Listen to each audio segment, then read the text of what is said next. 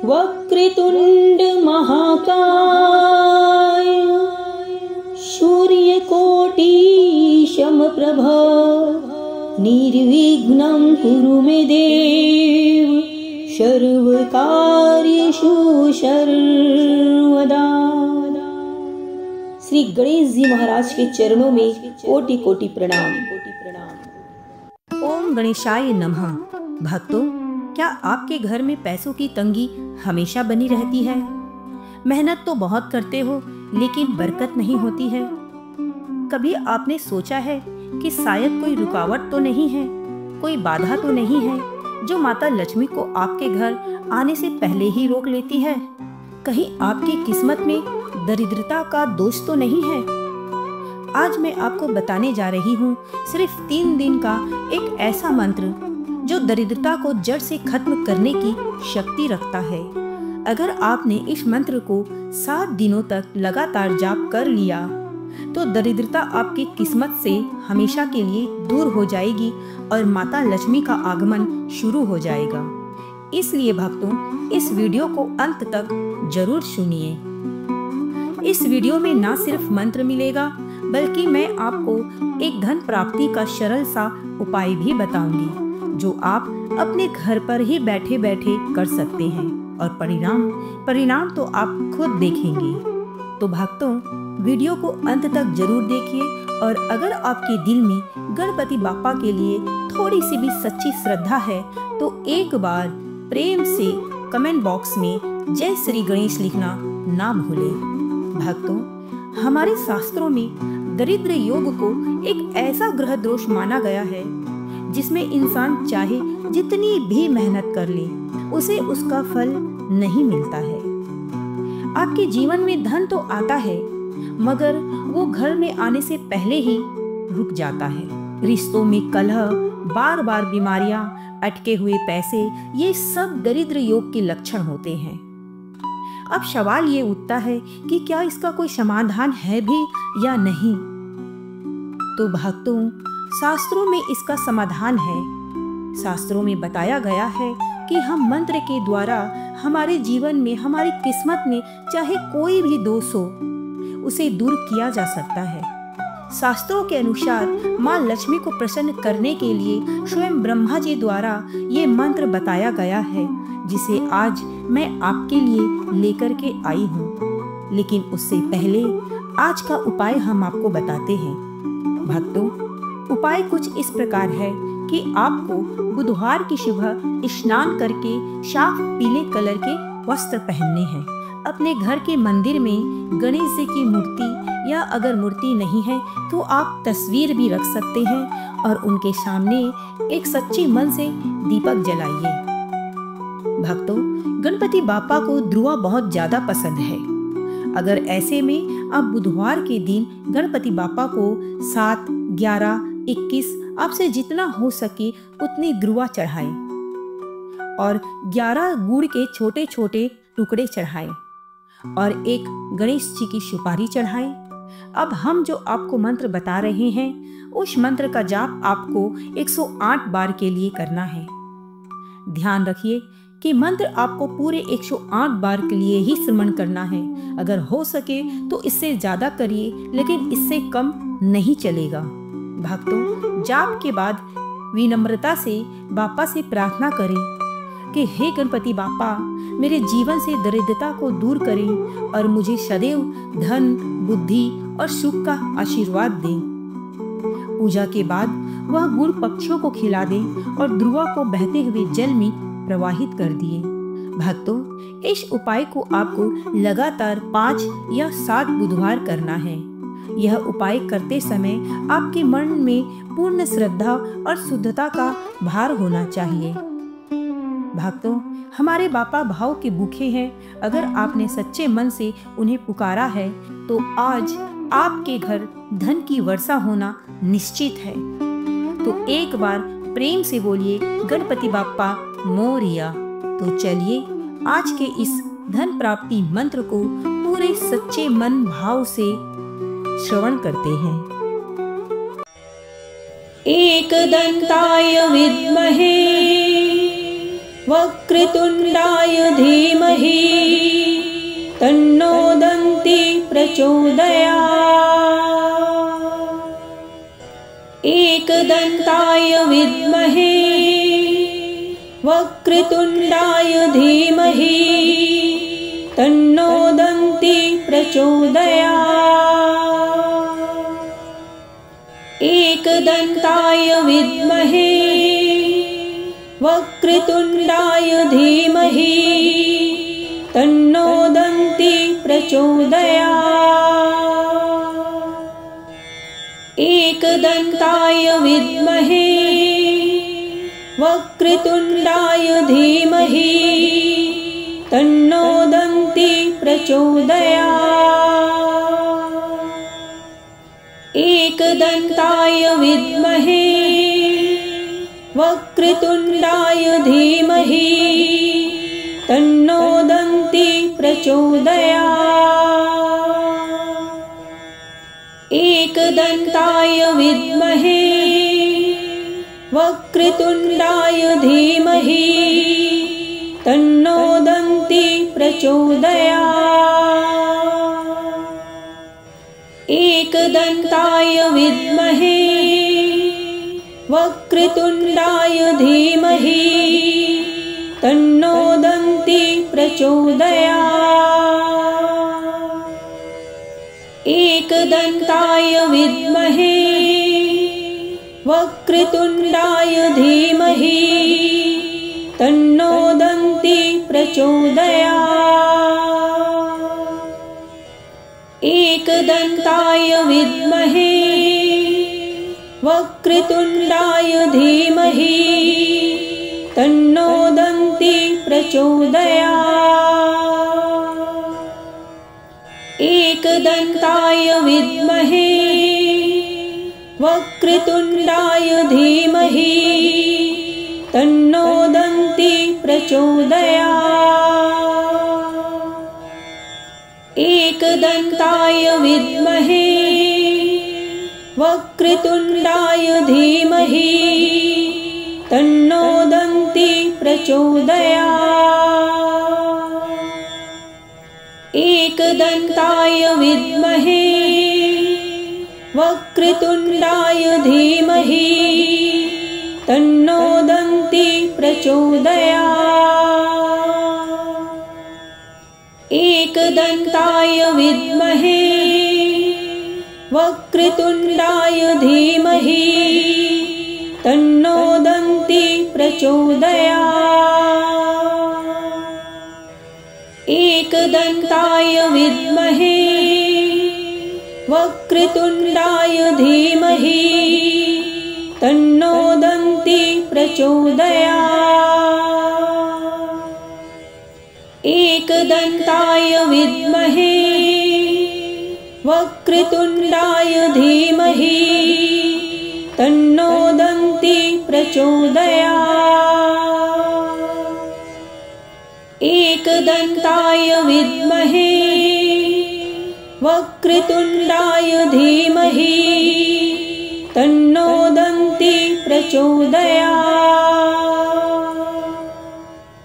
एकदन्ताय विद्महे वक्रतुण्डाय धीमहि तन्नो दन्ती प्रचोदयात्।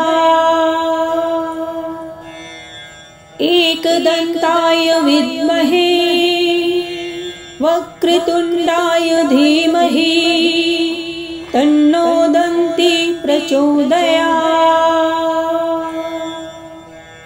एकदन्ताय विद्महे वक्रतुण्डाय धीमहि तन्नो दन्ती प्रचोदयात्।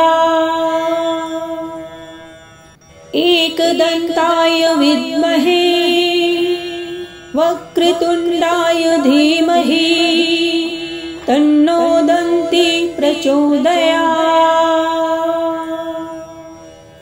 एकदन्ताय विद्महे वक्रतुण्डाय धीमहि तन्नो दन्ती प्रचोदयात्।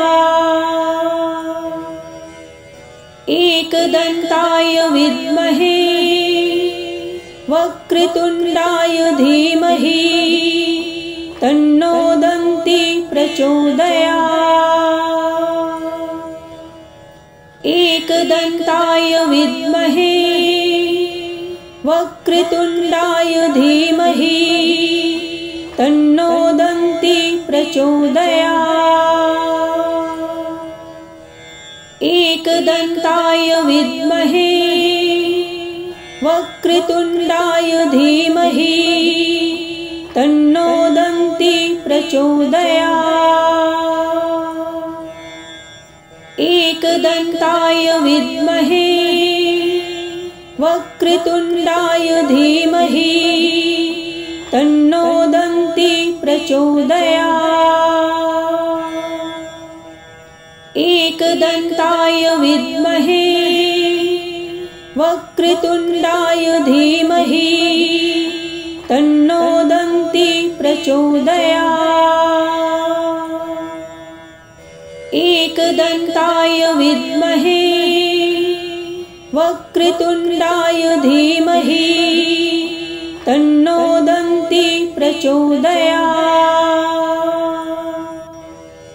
एकदन्ताय विद्महे वक्रतुण्डाय धीमहि तन्नो दन्ती प्रचोदयात्। एकदन्ताय विद्महे वक्रतुण्डाय धीमहि तन्नो दन्ती प्रचोदयात्। एकदन्ताय विद्महे वक्रतुण्डाय धीमहि तन्नो दन्ती प्रचोदयात्। एकदन्ताय विद्महे वक्रतुण्डाय धीमहि तन्नो दन्ती प्रचोदयात्। एकदन्ताय विद्महे वक्रतुण्डाय धीमहि तन्नो दन्ती प्रचोदयात्। एकदन्ताय विद्महे वक्रतुण्डाय धीमहि तन्नो दन्ती प्रचोदयात्। एकदन्ताय विद्महे वक्रतुण्डाय धीमहि तन्नो दन्ती प्रचोदयात्। एकदन्ताय विद्महे वक्रतुण्डाय धीमहि तन्नो दन्ती प्रचोदयात्। एकदन्ताय विद्महे वक्रतुण्डाय धीमहि तन्नो दन्ती प्रचोदयात्। एकदन्ताय विद्महे वक्रतुण्डाय धीमहि तन्नो दन्ती प्रचोदयात्। एकदन्ताय विद्महे वक्रतुण्डाय धीमहि तन्नो दन्ती प्रचोदयात्। एकदन्ताय विद्महे वक्रतुण्डाय धीमहि तन्नो दन्ती प्रचोदयात्। एकदन्ताय विद्महे वक्रतुण्डाय धीमहि तन्नो दन्ती प्रचोदयात्।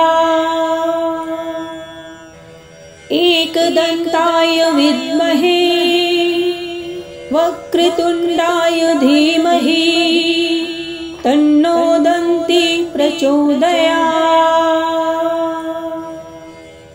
एकदन्ताय विद्महे वक्रतुण्डाय धीमहि तन्नो दन्ती प्रचोदयात्।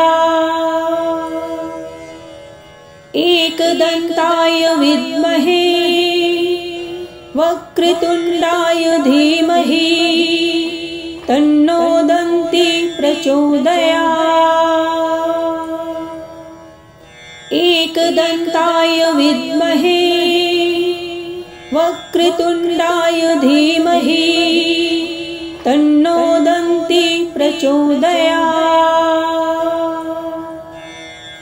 एकदन्ताय विद्महे वक्रतुण्डाय धीमहि तन्नो दन्ती प्रचोदयात्। एकदन्ताय विद्महे वक्रतुण्डाय धीमहि तन्नो दन्ती प्रचोदयात्। एकदन्ताय विद्महे वक्रतुण्डाय धीमहि तन्नो दन्ती प्रचोदयात्। एकदन्ताय विद्महे वक्रतुण्डाय धीमहि तन्नो दन्ती प्रचोदयात्। एकदन्ताय विद्महे वक्रतुण्डाय धीमहि तन्नो दन्ती प्रचोदयात्। एकदन्ताय विद्महे वक्रतुण्डाय धीमहि तन्नो दन्ती प्रचोदयात्। एकदन्ताय विद्महे वक्रतुण्डाय धीमहि तन्नो दन्ती प्रचोदयात्। एकदन्ताय विद्महे वक्रतुण्डाय धीमहि तन्नो दन्ती प्रचोदयात्। एकदन्ताय विद्महे वक्रतुण्डाय धीमहि तन्नो दन्ती प्रचोदयात्। एकदन्ताय विद्महे वक्रतुण्डाय धीमहि तन्नो दन्ती प्रचोदयात्। एकदन्ताय विद्महे वक्रतुण्डाय धीमहि तन्नो दन्ती प्रचोदयात्। एकदन्ताय विद्महे वक्रतुण्डाय धीमहि तन्नो दन्ती प्रचोदयात्। एकदन्ताय विद्महे वक्रतुण्डाय धीमहि तन्नो दन्ती प्रचोदयात्। एकदन्ताय विद्महे वक्रतुण्डाय धीमहि तन्नो दन्ती प्रचोदयात्। एकदन्ताय विद्महे वक्रतुण्डाय धीमहि तन्नो दन्ती प्रचोदयात्। एकदन्ताय विद्महे वक्रतुण्डाय धीमहि तन्नो दन्ती प्रचोदयात्। एकदन्ताय विद्महे वक्रतुण्डाय धीमहि तन्नो दन्ती प्रचोदयात्। एकदन्ताय विद्महे वक्रतुण्डाय धीमहि तन्नो दन्ती प्रचोदयात्। एकदन्ताय विद्महे वक्रतुण्डाय धीमहि तन्नो दन्ती प्रचोदयात्। एकदन्ताय विद्महे वक्रतुण्डाय धीमहि तन्नो दन्ती प्रचोदयात्। एकदन्ताय विद्महे वक्रतुण्डाय धीमहि तन्नो दन्ती प्रचोदयात्। एकदन्ताय विद्महे वक्रतुण्डाय धीमहि तन्नो दन्ती प्रचोदयात्। एकदन्ताय विद्महे वक्रतुण्डाय धीमहि तन्नो दन्ती प्रचोदयात्। एकदन्ताय विद्महे वक्रतुण्डाय धीमहि तन्नो दन्ती प्रचोदयात्। एकदन्ताय विद्महे वक्रतुण्डाय धीमहि तन्नो दन्ती प्रचोदयात्। एकदन्ताय विद्महे वक्रतुण्डाय धीमहि तन्नो दन्ती प्रचोदयात्। एकदन्ताय विद्महे वक्रतुण्डाय धीमहि तन्नो दन्ती प्रचोदयात्। एकदन्ताय विद्महे वक्रतुण्डाय धीमहि तन्नो दन्ती प्रचोदयात्। एकदन्ताय विद्महे वक्रतुण्डाय धीमहि तन्नो दन्ती प्रचोदयात्। एकदन्ताय विद्महे वक्रतुण्डाय धीमहि तन्नो दन्ती प्रचोदयात्। एकदन्ताय विद्महे वक्रतुण्डाय धीमहि तन्नो दन्ती प्रचोदयात्। एकदन्ताय विद्महे वक्रतुण्डाय धीमहि तन्नो दन्ती प्रचोदयात्।